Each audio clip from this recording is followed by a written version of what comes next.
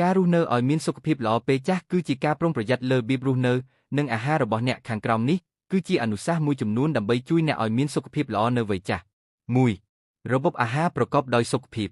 បរិភោគអាហារដែលមានជាតិចំហាយសារធាតុចិញ្ចឹមនិងអន្តរជាតិបន្ថែមផ្លែឈើបន្លែអាហារដែលមានសរសៃច្រើននិងសារធាតុប្រូតេអ៊ីនពីសាច់មានជាតិខ្លាញ់តិចជៀសវាងអាហារមានជាតិខ្លាញ់ច្រើនអំបិលច្រើនឬស្ករច្រើន 2. ធ្វើសកម្មភាពរាងកាយឲ្យបានទៀងទាត់ហាត់ប្រាណបែបស្រាលដូចជាដើរហ្វឹកហាត់យូហ្គាឬលំហាត់អារ៉ូប៊ិកដើម្បីរក្សាសាច់ដុំនិងសុខភាពបេះដូងការហាត់ប្រាណអាចជួយកាត់បន្ថយហានិភ័យនៃជំងឺឆ្លងនិងជំងឺរ៉ាំរ៉ៃ B. ថែរក្សាសុខភាពផ្លូវចិត្តរក្សាទំនាក់ទំនងសង្គមជាមួយក្រុមគ្រួសារមិត្តភ័ក្តិឬសហគមន៍ប្រើពេលវេលាធ្វើសកម្មភាពដែលអ្នកចូលចិត្តដូចជាអានសៀវភៅលេងភ្លេងឬធ្វើដំណើរកម្សាន្ត 4. ពិនិត្យសុខភាពជាទៀងទាត់ទៅពិនិត្យជាមួយគ្រូពេទ្យជាប្រចាំដើម្បីតាមដានសុខភាពនិងរកឃើញបញ្ហាមុនពេលវាធ្ងន់ធ្ងរតាមដានសម្ពាធឈាមកម្រិតស្ករក្នុងឈាមនិងកម្រិតខ្លាញ់ក្នុងឈាម 5. គេងឲ្យបានគ្រប់គ្រាន់និងមានគុណភាពគេងយ៉ាងហោចណាស់7-8ម៉ោងក្នុងមួយយប់ដើម្បីឲ្យរាងកាយមានពេលសម្រាកនិងជួយឲ្យប្រព័ន្ធភាពស៊ាំដំណើរការល្អ 6. ជៀសវាងអាជីវកម្មអាក្រក់កាត់បន្ថយការផឹកស្រាឬជក់បារីព្រោះវាអាចបង្កើនហានិភ័យនៃជំងឺផ្សេង 7. ប្រើប្រាស់ថ្នាំតាមការណែនាំពេទ្យបើអ្នកមានជំងឺរ៉ាំរ៉ៃត្រូវប្រើថ្នាំតាមការណែនាំរបស់វេជ្ជបណ្ឌិតហើយកុំបំពាន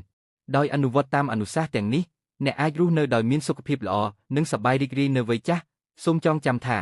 ការថែរក្សាសុខភាពពីវ័យក្មេងនឹងជួយឲ្យអ្នកមានជីវិតដ៏យឺនយូរនៅពេលចាស់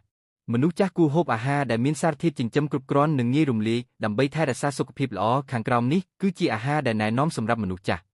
1. ប្រូតេអ៊ីនពីធម្មជាតិត្រីសាច់ទន្សាយត្រីសាបត្រីកញ្ចុះសាច់ដោយគ្មានខ្លាញ់សាច់មាន់សាច់គោរឹងស៊ុតអាចហូប3-4 គ្រាប់ក្នុងមួយសប្តាហ៍អាហារពីដើមឈើសណ្តែកលឹងតៅហ៊ូ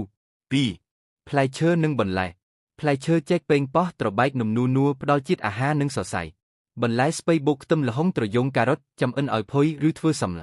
B. អាហារដែលមានកាល់ស្យូមទឹកដោះគោថែមជាតិកាល់ស្យូមឬទឹកដោះសណ្តែកតៅហ៊ូបន្លែពណ៌បៃតងស្ពៃក្តោបស្ពៃខៀវ 4. អាហារដែលមានសរសៃ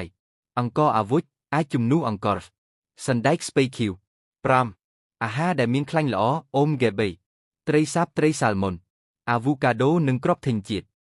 6. អាហារដែលងាយរំលាយបបរសាច់រឹងបបរអង្ករសាច់មាន់សម្លបន្លែទឹកផ្លែឈើធម្មជាតិចេកចំអិនឬទឹកស្វាយអាហារដែលគួរជៀសវាងអាហារមានជាតិអំបិលឬស្ករខ្ពស់អាហារខ្លាញ់ច្រើនសាច់ជ្រូកខ្លាញ់អាហាររីករាយភេសជ្ជៈមានកាសនិងកាហ្វេអ៊ីនចំណាំមនុស្សចាស់គួរហូបតិចប៉ុន្តែញឹកញាប់5មួយពេលក្នុងមួយថ្ងៃនិងផឹកទឹកឲ្យបានច្រើនបើមានជំងឺរ៉ាំរ៉ៃ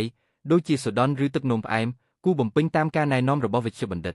ជួយចែករំលែកដល់ឪពុកម្ដាយឬជីដូនជីតាឲ្យរក្សាសុខភាពល្អដោយការហូបអាហារប្រកបដោយគុណភាពនេះចុះពេលចាស់ជាពេលដែលត្រូវថែរក្សាសុខភាពនិងរីករាយជាមួយគ្រួសារខាងក្រោមនេះគឺជាអនុសាសន៍មួយចំនួនសម្រាប់អ្នកចាស់ 1. ថែរក្សាសុខភាព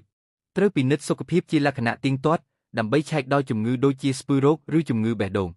ហាត់ប្រាណបន្តិចបន្តួចដូចជាដើរឬយូហ្គាដើម្បីឲ្យរឹងប៉ឹងបរិភោគអាហារប្រកបដោយសារធាតុចិញ្ចឹមដូចជាបន្លែផ្លែឈើនិងសារធាតុប្រូតេអ៊ីន 2. ចំណាយពេលជាមួយគ្រួសារចែករំលែកបទពិសោធន៍និងរឿងរ៉ាវជីវិតទៅកូនចៅដើម្បីឲ្យពួកគេរៀនសូត្រចូលរួមក្នុងពិធីបុណ្យសាសនាឬការប្រជុំគ្រួសារដើម្បីរក្សាទំនាក់ទំនងល្អ B. រកការកម្សាន្តតាមចិត្តលេងល្បែងដូចជាអង្គិញឬចាក់ទឹកអានសៀវភៅស្ដាប់វិទ្យុឬមើលទូរទស្សន៍ចូលរួមសកម្មភាពសហគមន៍ដូចជាការរ៉ាំបុរាណឬសិក្សាវិជ្ជាថ្មី 4. រក្សាចិត្តរីករាយមិនត្រូវគិតច្រើនពេកអំពីការឈឺចាប់ឬការបាត់បង់នាពេលអតីតកាលប្រើពេលវេលាធ្វើសកម្មភាពដែលខ្លួនចូលចិត្ត 5. ចូលរួមសកម្មភាពសាសនាធ្វើបុណ្យស្ដាប់ធម៌ឬចំណាយពេលនៅវត្តដើម្បីរកសន្តិភាពចិត្តពេលចាស់គឺជាពេលដ៏មានតម្លៃដូច្នេះត្រូវរស់នៅឲ្យបានរីករាយនិងមានអត្ថន័យបើមានអារម្មណ៍ស្ងប់ឬអស់សម្ពាធអាចជួយដល់កូនចៅឬចូលរួមសកម្មភាពសង្គមតាមដែលអាចធ្វើទៅបានមនុស្សចាស់ដែលទៅយកខ្យល់បរិសុទ្ធនៅស្រុកស្រែអាចមានប៉ះពាល់សុខភាពអាស្រ័យលើបរិស្ថាននិងលក្ខខណ្ឌនៃតំបន់នោះខាងក្រោមនេះគឺជាកត្តាសំខាន់ដែលអាចជះឥទ្ធិពលដល់សុខភាពរបស់ពួកគេ 1. គុណភាពខ្យល់បរិសុទ្ធនៅតំបន់ស្រុកស្រែខ្យល់បរិសុទ្ធអាចជួយលើសុខភាពដោយកាត់បន្ថយភាពតានតឹងនិងជំរុញឲ្យមានសុខភាពផ្លូវចិត្តល្អប្រសើរទោះជាយ៉ាងណាប្រសិនបើមានការបំពុលខ្យល់ដោយសារការដុតសំរាមឬហេតុការណ៍ផ្សេងវាអាចបង្កផលវិបាកវិជ្ជមានដល់ប្រព័ន្ធដង្ហើមជាពិសេសសម្រាប់មនុស្សចាស់ដែលមានសុខភាពអាកាសធាតុចុះខ្សោយ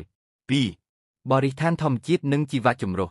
តំបន់ស្រុកស្រែអាចផ្ដល់បរិស្ថានដ៏ល្អសម្រាប់សុខភាពដោយសារតែវាមានជីវៈចម្រុះខ្ពស់ នឹងអាចជួយកាត់បន្ថយភាពតានតឹងទោះជាយ៉ាងណាប្រសិនបើមានការបំពុលទឹកឬដីដោយសារសំរាមឬគ្រឿងគីមីវាអាចបង្កគ្រោះថ្នាក់ដល់សុខភាពរបស់មនុស្សចាស់ B ការប្រឈមនឹងអាកាសធាតុមនុស្សចាស់អាចមានភាពប្រឈមនឹងការផ្លាស់ប្ដូរអាកាសធាតុដូចជាកម្ដៅខ្លាំងឬភ្លៀងធ្លាក់ច្រើនឧទាហរណ៍នៅវៀតណាមការឡើងកម្ដៅខ្លាំងអាចធ្វើឲ្យមានអារម្មណ៍ពិបាកដកដង្ហើមនិងធ្វើឲ្យសុខភាពចុះខ្សោយ 4. ហានិភ័យពីជំងឺឆ្លងនៅតំបន់ស្រុកស្រែជាពិសេសបន្ទាប់ពីទឹកជំនន់អាចមានហានិភ័យនៃជំងឺឆ្លងដោយសារទឹកមិនស្អាតឬសំរាមដែលហូរមកជាមួយទឹកនេះអាចប៉ះពាល់ដល់សុខភាពរបស់មនុស្សចាស់ដែលមានប្រព័ន្ធភាពស៊ាំខ្សោយ 5. អត្ថប្រយោជន៍សុខភាពផ្លូវចិត្តទោះបីមានហានិភ័យខ្លះក្តីការនៅក្បែរធម្មជាតិអាចជួយលើសុខភាពផ្លូវចិត្តដោយកាត់បន្ថយភាពកង្វល់និងជំងឺធ្ងន់ធ្ងរផ្សេងសេចក្តីសន្និដ្ឋានមនុស្សចាស់ដែលទៅយកខ្យល់បរិសុទ្ធនៅស្រុកស្រែអាចទទួលបានអត្ថប្រយោជន៍សុខភាពប៉ុន្តែពួកគេក៏អាចប្រឈមនឹងហានិភ័យផ្សេងដែរដូចជាការបំពុលខ្យល់ឬជំងឺឆ្លងដូច្នេះការយកចិត្តទុកដាក់លើបរិស្ថាននិងសុវត្ថិភាពគឺមានសារៈសំខាន់ណាស់